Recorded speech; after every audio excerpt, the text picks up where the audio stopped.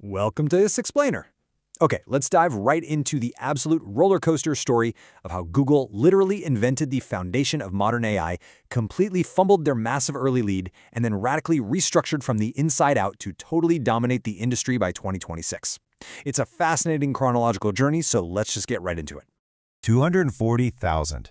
That's how many times Google's landmark 2017 research paper, "Attention is All You Need," has been cited as of early 2026. To put that into perspective, it proves that Google literally invented the transformer architecture that powers the entire AI revolution we're living through today. Before this paper, AI models process language sequentially, just one word at a time. The transformer changed the whole game by letting models process entire sentences at once, in parallel. It was faster, highly scalable, and honestly, fundamentally world-changing. Section 1. The Transformer and the Exodus. So, Google had essentially acquired a virtual monopoly on the world's best AI talent.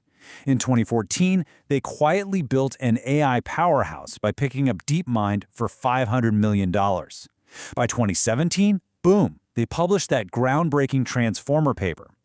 But fast forward to 2020, an engineer named Noam Shazer built a brilliantly capable working chatbot called Mina.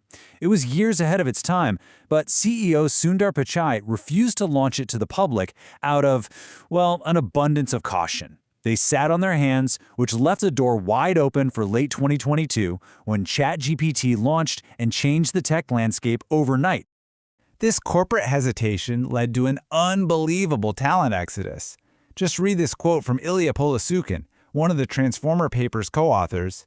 "Google doesn't move unless it's a billion-dollar business." Because Google treated this revolutionary tech like just another academic exercise, all 8 of the original Transformer authors walked out the door. They left to found competing startups, names you're absolutely familiar with today, like OpenAI and Anthropic. Section 2.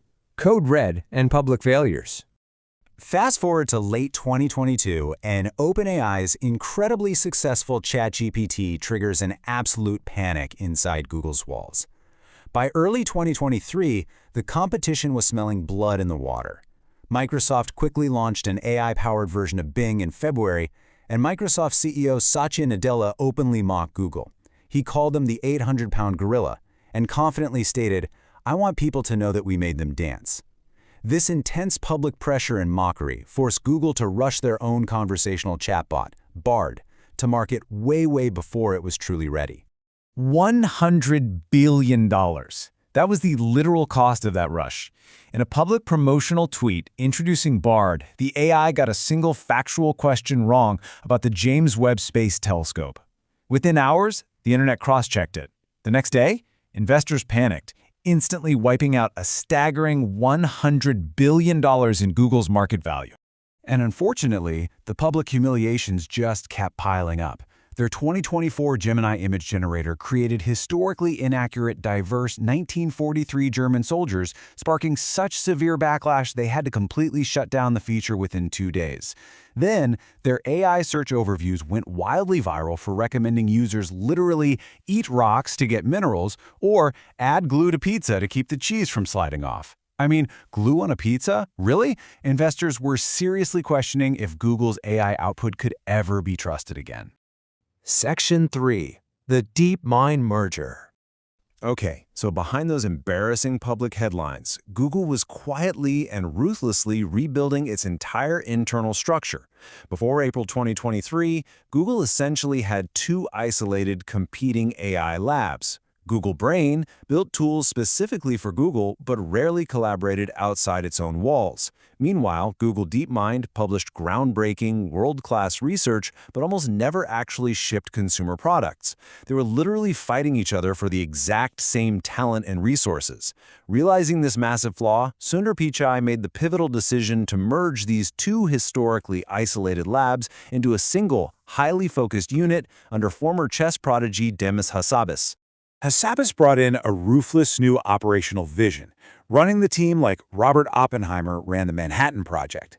He aggressively restructured these formerly isolated teams with a crystal-clear mandate: assign grand challenges, flood massive resources onto whatever is working, and strictly kill what doesn't. Most importantly, he made sure that every single new model they built could flow directly into Google products already used by billions of people. Section 4. Rebuilding with Gemini. This new unified vision resulted in an incredibly rapid chronological evolution of their models. In Step 1, they released Gemini 1.0, unifying text, image, audio, and video right from the ground up. Then, in Step 2, Gemini 1.5 introduced a massive context window capable of processing an hour-long video or an entire programming code base in a single prompt. And finally, Step 3, Gemini 2.0 doubled the processing speed and added autonomous web tools. In just over a year, Google went from playing an embarrassing game of catch-up to releasing back-to-back models with capabilities that absolutely no competitor could currently match. And to secure this forward momentum, Google dropped a stunning $2.7 billion in August 2024. Why? Well, they signed a licensing deal with Character AI purely to hire back Noam Shazir. Yes, the exact same guy whose Mina chatbot they had ignored and refused to launch back in 2020. They brought him back as technical lead along with 30 key researchers. Talk about an incredibly expensive lesson, but a vital one for their survival. Section 5. The Gemini 3 Breakthrough. With Shazir steering the ship, Google finally prepared the knockout blow that would flip the entire industry on its head. On November 18, 2025, the landscape completely changed. Gemini 3 became the first model in history to break a 1500 ELO score on the humanities last exam. That is a rigorous benchmark testing PhD-level reasoning. It definitively crushed top competitors like GPT-5, Claude, and Grok. Google had officially taken the performance crown back. The industry reaction? It was instantaneous and chaotic. Google ruthlessly deployed Gemini 3 across their entire massive ecosystem. Search, Gmail, Android, and YouTube all on day one. It was a flawless rollout. Salesforce CEO Mark Benioff publicly switched his enterprise from OpenAI to Gemini after seeing the difference. And in a stunning twist of irony, OpenAI's Sam Altman had to declare an internal code red on December 1, 2025, pulling teams off other projects to focus solely on ChatGPT. It was the exact same panic that Google had suffered through exactly 3 years prior. Section 6. Google's unfair advantage.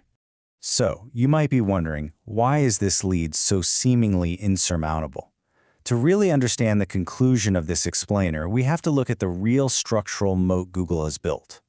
While almost all other AI competitors are entirely dependent on expensive NVIDIA chips and third-party cloud computing, Google is completely different. They train Gemini entirely on their own proprietary 6th-generation TPUs, and they actually own the physical cloud infrastructure it runs on. This gives them a massive structural advantage, allowing them to train faster, use half the energy, and operate at a mere fraction of the cost of their rivals. The financial payoff of owning the full stack was undeniable by early 2026. Alphabet crossed $400 billion in annual revenue while maintaining massive 31% profit margins. Their stock surged 65% in 2025. Their previously mocked AI overviews, they're now reaching 2 billion monthly users. Tools like Nano Banana for images and VO3 for video are leading the entire industry in quality. And the ultimate validator, Apple chose Gemini to power the next generation of Siri, cementing Google as the most complete, inescapable AI company in the world. So, as we wrap up this explainer, I'll leave you with this thought. In a race where some of the biggest AI competitors are literally paying Google for cloud computing just to stay afloat and train their own models, can anyone truly catch them? When one single company owns the chips, the data centers, and billions of screens across the globe, is the AI race already over? Thank you for walking through this incredible chronological journey with me. Keep asking questions and keep learning.